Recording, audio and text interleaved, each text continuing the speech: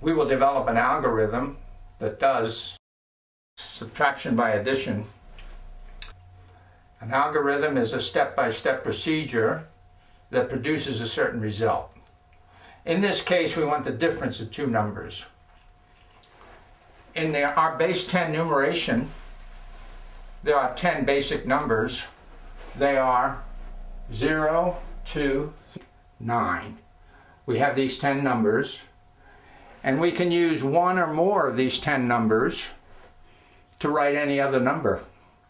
For example, if I want to write 15 minus 7, I would use 1, 5, and 7 one time each. In order to define what the 9's complement of a number is, I have to find the pairs of numbers in the basic numbers that add up to 9. So if I add that 9 to that 0, I get a 9. If I add that 8 to that 1, I get a 9. If I add that 7 to the 2, I get a 9. If I add 6 to 3, I get a 9. I add 5 to 4, I get a 9. So there's 5 pairs of basic numbers that add up to 9. Each number in the pair is the 9's complement of the other. The 9's complement of 9 is 0. 9's complement of 0 is 9. 9's complement of 8 is 1. 9's complement of 1 is 8. And the last one, 9's complement of 5 is 4. 9's complement of 4 is 5. The basic numbers, of course, have only whole numbers. So those are the 5 pairs. And we can refer to this, or if we can do it mentally, that's fine too. If we say, what number added to 7 gives you 9? If you can think of that mentally, yeah, you put 2. Or you may have to refer to the 9's complement table. In subtraction, the number being subtracted from, 15 in this case, is called the minuend. The number I am subtracting, 7 in this case, is called the subtrahend. The result we get from this operation called subtraction is called the difference. So 15 minus 7 is going to equal 8. 8 is the difference. Minuend minus subtrahend equals the difference. The first subtraction I will do by subtraction. I will add the numbers in the minuend, 1 plus 5, that's a 6, and write 6 minus 6 plus 15. 6 minus 6 is a 0, and when I add that to 15, I get 15. I will take the 9's complement of the subtrahend, 7 in this case, which is a 2, and write minus 7 minus 2 plus 2. Minus 2 plus 2 is a 0. And when I add that to minus 7, I get minus 7. So this difference, 15 minus 7, will remain the same. My next operation, from 15 I'm going to subtract minus 6, I get plus 9. I'm going to bring that 6 down. 6 plus 9 is 15. So this is another way of writing 15. From minus 7 I'm going to subtract minus 2. When I do that I get minus 9. Then I'll bring this 2 down. Well, if I add plus 2 to minus 9, I get minus 7. So this is another way of writing minus 7. Why did I do that? Why did I add the numbers in the minuend to get a 6 and the 9's complement of the subtrahend to get a 2? Why did I use that for my zeros? Because I get this cancellation. 9 minus 9 is 0. So all I have to do to get my difference is add 6 plus 2. So that's equal to 8. So how many operations did I do when I did subtraction by subtraction? I did a subtraction here, 1 here, 1 here. That's 3 subtractions. And then I had to do 1 addition. So I did 4 operations to do subtraction by subtraction. Now we'll state our algorithm. The algorithm for subtraction by addition is, I will add the numbers in the minuend, 1 and 5. I get a 6. I will take the 9's complement of the subtrahend, which is 2, and add it to the 6. 6 plus 2 is equal to 8. So the algorithm for subtraction by addition, I did only 1 operation versus 4 for subtraction by subtraction. So on the basis of 1 subtraction problem, the algorithm appears to be accurate. 15 minus 7 is equal to 8. We get the correct difference. It appears to be easier because I only did 1 operation versus 4. And it appears that we're not concerned at all with the minuend. I mean, all we're going to do is add 1 to a number. That is the easiest addition there is. It hardly qualifies as an operation. We are mainly concerned with this subtrahend. So we're going to find the 9's complement, and we're always going to ask the same question. What number added to the subtrahend equals 9? In this case, 2. We will always ask the same question using this algorithm. What number added to the subtrahend equals 9? And when we find it, we can do subtraction by addition. Before we try our algorithm on several other subtraction problems, I want to define certain things. In every case, in every problem that we're going to do, the subtrahend number is greater than the corresponding minuend number. When that happens, in subtraction by subtraction, borrowing are required.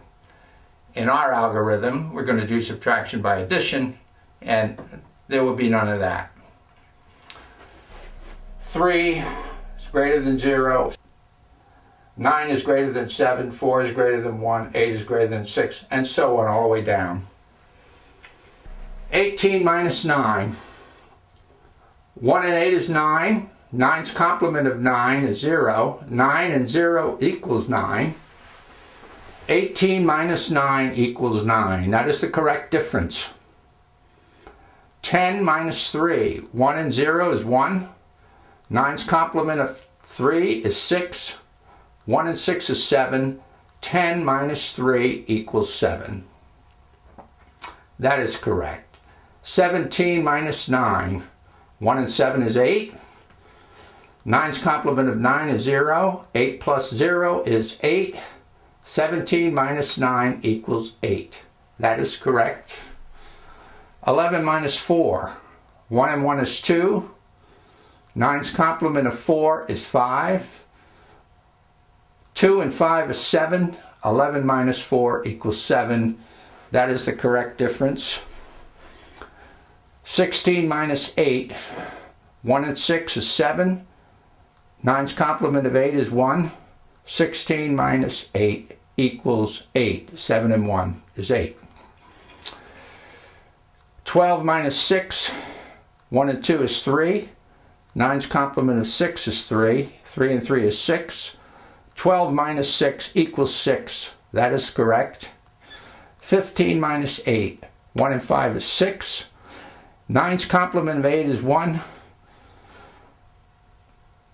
6 plus 1 equals 7. 15 minus 8 equals 7. That is correct.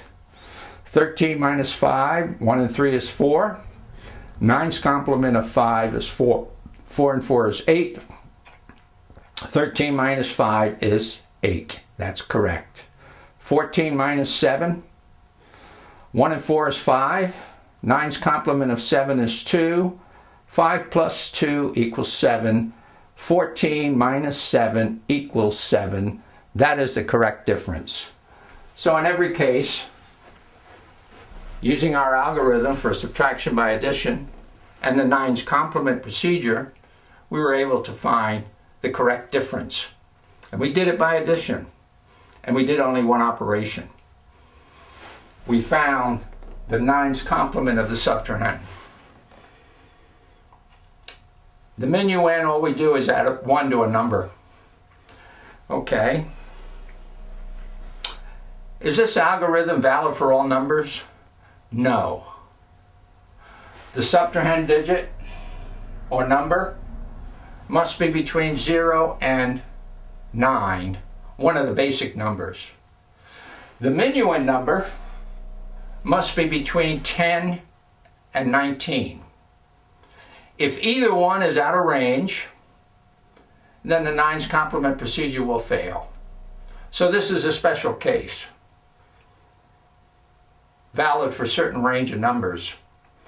So what good is it if it's only valid for certain numbers? A student in the first grade who is learning addition for the first time, when they reach the level of skill when they can add two of the basic numbers that add up to 9, they can be taught to do subtraction by addition using this algorithm. They don't have to wait to the second grade or the third grade whenever subtraction is introduced. They can learn it almost simultaneously with learning of addition for the first time. Moreover, the algorithm will allow a student to verify the subtraction table. They don't have to memorize the facts in the subtraction table. They can do it by using this algorithm. They can verify the table, and they can also construct the table.